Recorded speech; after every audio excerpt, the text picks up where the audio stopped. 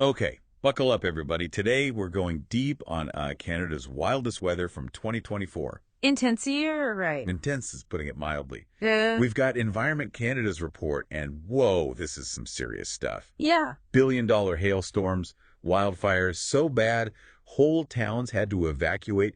Even the Arctic got so hot the asphalt was melting. It was a record-breaking year for sure. Yeah, for all the wrong reasons. When you look at the numbers, 2024 was the most expensive year ever for weather disasters here in Canada. Most expensive ever. Yep, insured damages alone hit billions. Wow.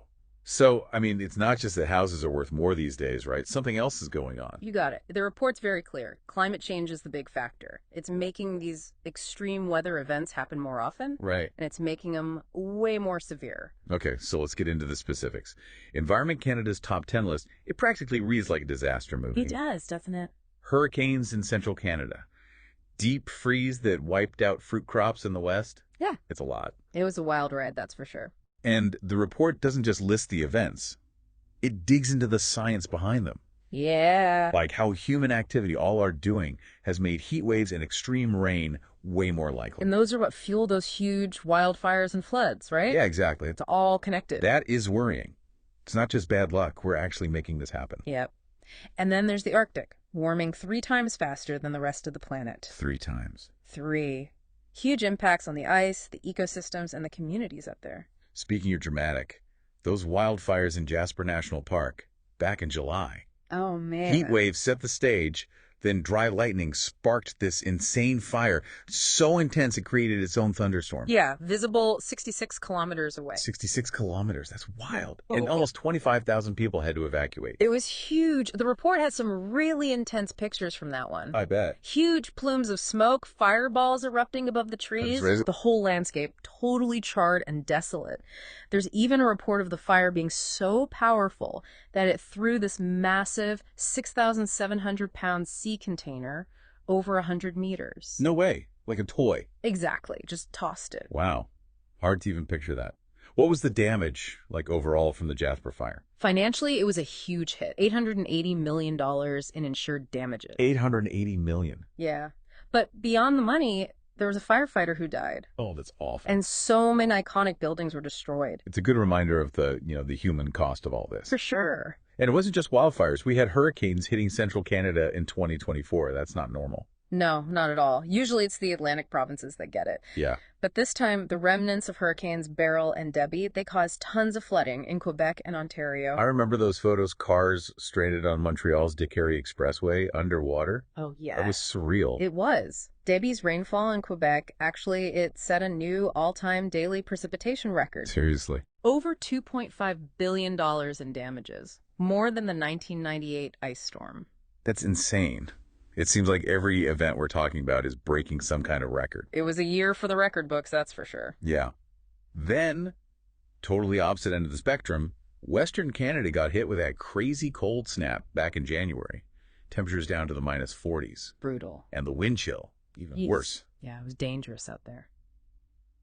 Beyond just being cold, what did that kind of deep freeze do? I mean, airports closed, people waiting up to 96 hours for roadside assistance. 96. Pipes bursting everywhere. Even hospitals had trouble keeping the heat on. Sounds like total chaos. It was pretty bad. And tragically, dozens of deaths in BC were attributed to the cold. Oh, wow. Put a huge strain on emergency services. And the economic fallout was major, too.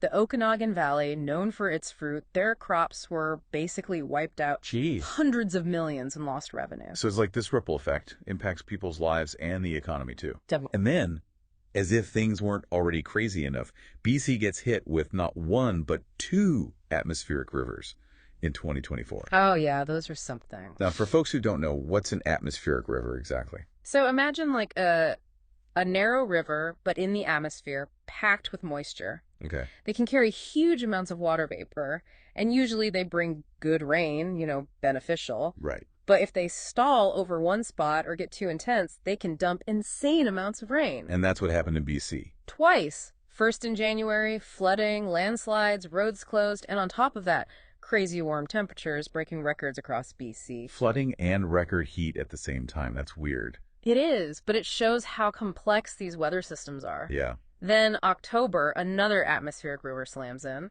Tragically, 5 lives lost because of mudslides and flooding. That was right during the election, too, if I remember. It was. It must have made things even more hectic. It did. It really highlights that these events can happen anytime, and we gotta be ready.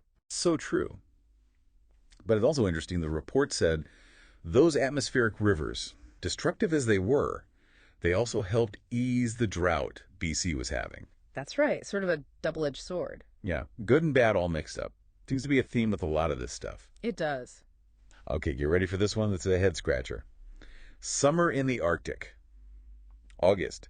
A heat wave in the Northwest Territories pushed temperatures above 30 degrees Celsius. I know, crazy, right? Above 30, even north of the Arctic Circle. It was wild. Inuvik, that town way up north, they actually set their all-time high temperature record. Wow. People were getting creative, trying to stay cool. Really shows the impact climate change is having up there. Hard to imagine that kind of heat in a place that's known for being, frozen. Yeah, it's a big change. And it's having serious effects on the permafrost, the wildlife, the whole ecosystem. It makes you wonder, what does all this mean for the future up there? Yeah, definitely something to think about. It's a good reminder that climate change, it's not just an environmental issue, it's a human one too. We'll be right back after a short break. Thank you for being curious and subscribing, following, liking, rating, and reviewing our podcast episodes. Your support really helps build a vibrant Heliox community. Back to Heliox, where evidence meets empathy. It's good. Feels like 2024 was like climate change's greatest hits album, all the bad stuff, one after another. Yeah, no kidding. It can't just be a coincidence, all this extreme weather back to back. Nope.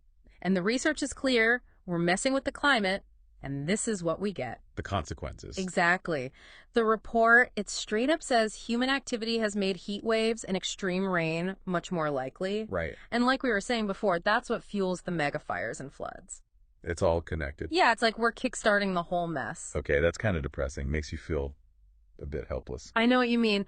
But the report also talks about, what we can do about it. Yeah. It emphasizes taking action, like two sides to it. Okay. One, trying to slow down climate change itself. And two, getting ready for more of this crazy weather. Mitigating and adapting. Yeah, that's it. We got to do both. So for the average person listening, what can they actually do to be more prepared? Well, first thing, figure out what risks are biggest where you live. Flood zone, wildfires. Once you know that, then you can take steps. Okay, so like having an emergency kit ready. Exactly. Making sure your insurance covers the right stuff, that kind of thing. Right. And staying informed, paying attention to the forecast, warnings, all that. Huge. And having a plan, what you and your family will do if something happens. Be proactive, not reactive. Exactly. A little prep goes a long way. It really does.